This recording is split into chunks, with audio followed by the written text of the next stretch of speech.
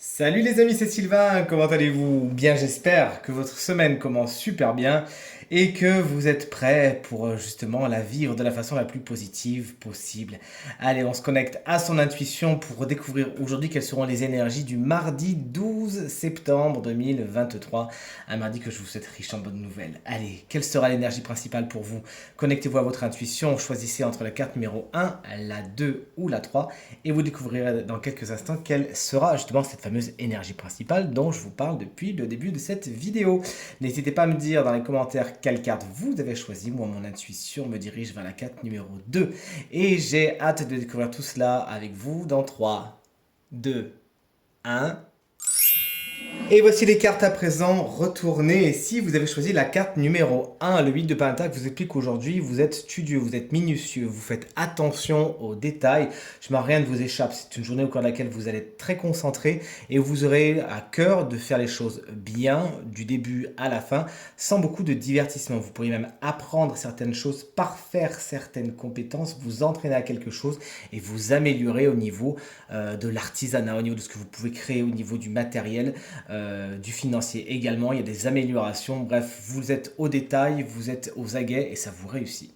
Si tout comment vous avez choisi la carte numéro 2, bon, concrètement, c'était pas la meilleure carte à choisir, mais bon, cette carte qui est à l'envers et qui est en plus particulièrement forte et puissante va quand même nous donner beaucoup de conseils. Il peut y avoir du stress en ce mardi, il peut y avoir beaucoup de nervosité comme une cocotte minute, quelque chose qui est à peu près à exploser. Il faudra faire donc attention à ne pas mettre d'huile sur le feu et si possible, trouver des moments d'isolement, sachant qu'en plus l'ermite est pas loin, afin de méditer, de se reconnecter à l'instant présent et de trouver tout simplement une fenêtre ouverte pour respirer un petit peu.